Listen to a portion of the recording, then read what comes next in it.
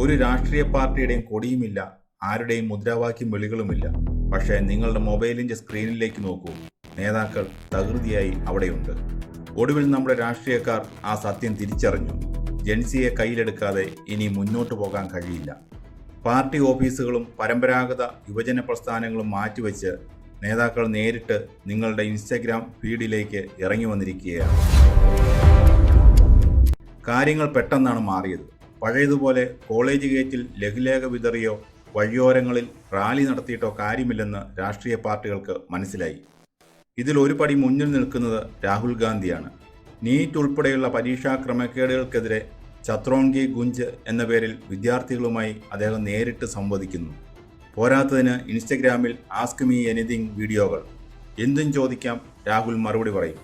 യാതൊരു ഫിൽട്ടറുമില്ലാത്ത ആശയവിനിമയം. മറുഭാഗത്ത് പ്രധാനമന്ത്രി നരേന്ദ്രമോദിയും പിന്നിലല്ല. ഗെയിമർമാരും ക്രിയേറ്റർമാരുമായുള്ള മോദിയുടെ കൂടിക്കാഴ്ചകൾ നമ്മൾ കണ്ടതാണ്. അതിലും രസകരമായ കാര്യം, പ്രധാനമന്ത്രിയുടെ ഇൻസ്റ്റഗ്രാം വീഡിയോകൾ വരുന്നത് പ്രധാനമായും രാത്രി വൈകിയാണ്.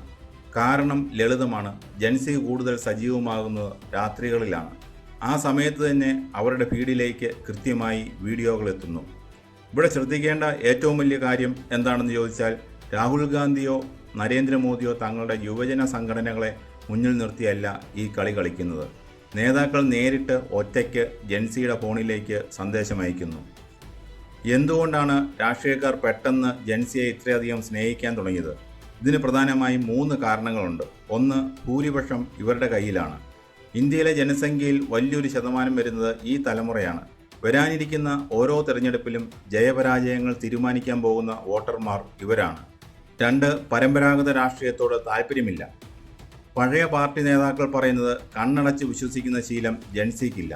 അന്ധമായ പാർട്ടി കൂറ് അവർക്കില്ല. അവരെ സ്വാധീനിക്കാൻ പഴയ മുദ്രാവാക്യങ്ങൾ പോരാ.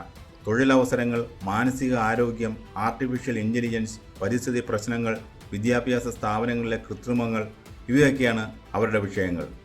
3, ഇടനിലക്കാർ ഇനി വേണ്ട. പണ്ട് ഒരു രാഷ്ട്രീയക്കാരനോട് സംസാരിക്കണമെങ്കിൽ പ്രാദേശിക നേതാക്കൾ വഴി പോകണമായിരുന്നു.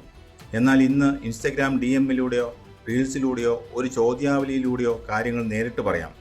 ഇടനിലക്കാരെ ജൻസിക്ക് ഇഷ്ടമല്ല. അത് നേതാക്കൾക്കും മനസ്സിലായി. ഡിജിറ്റൽ ക്യാമ്പയിൻ കൊണ്ട് മാത്രം രാഷ്ട്രീയക്കാർക്ക് ജൻസിയെ സ്വന്തമാക്കാൻ കഴിയുമോ? ഇവിടെയാണ് കഥയിലെ യഥാർത്ഥ ട്വിസ്റ്റ്. ജൻസിയെ പറ്റിക്കുക അത്ര എളുപ്പമല്ല. ഫിൽട്ടറുകളും PR ഏജൻസികൾ തയ്യാറാക്കി നൽകുന്ന ചോദ്യോത്തരങ്ങളും കണ്ടാൽ ഈ തലമുറയ്ക്ക് പെട്ടെന്ന് മനസ്സിലാകും. വ്യാജ സന്ദേശങ്ങളും PR സ്റ്റണ്ടുകളും അവർക്ക് പെട്ടെന്ന് തിരിച്ചറിയാം.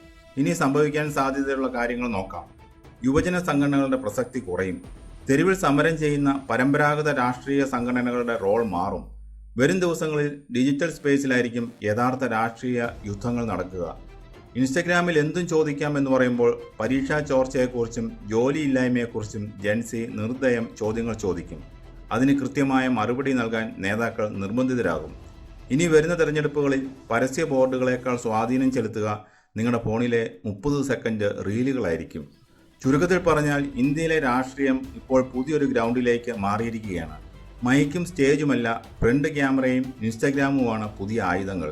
പക്ഷേ ചോദ്യം ഇതാണ്, ഈ ട്രെൻഡി വെൽക്കം സന്ദേശങ്ങൾക്കും റീലുകൾക്കും അപ്പുറം രാജ്യത്തെ യുവാക്കളുടെ യഥാർത്ഥ പ്രശ്നങ്ങൾക്ക് പരിഹാരം കാണാൻ ഈ നേതാക്കൾക്ക് കഴിയുമോ?